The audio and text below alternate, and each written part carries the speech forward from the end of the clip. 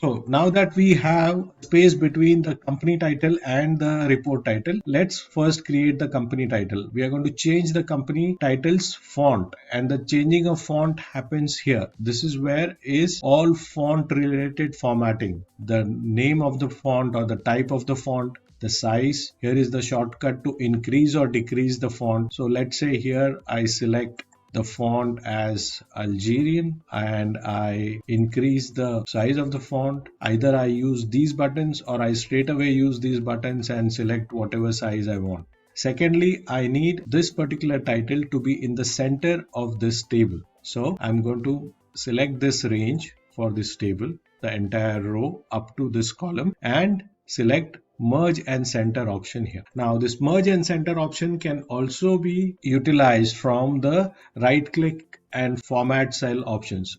Although you have the shortcut here, just for your information, you select the range, right click, go to format cells, go to alignment, and here merge cells and click OK. Now in this particular case, the left align has been retained as it is, whereas this particular shortcut is to merge and center. So in order to center this text now, we are going to use these shortcuts over here. There are 6 shortcuts for alignment over here. The one on top are for vertical alignment and the one on bottom are for horizontal alignment. So we will use the horizontal alignment and the center. Let me explain you what it means. If I increase the size of this row, height of the row, now you will understand that this is the vertical alignment. At the moment you see it is at the bottom align.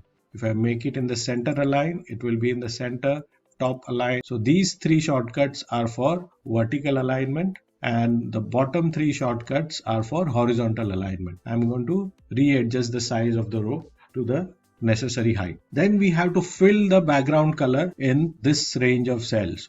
This is already become one cell now because we have merged all these 5 cells into one.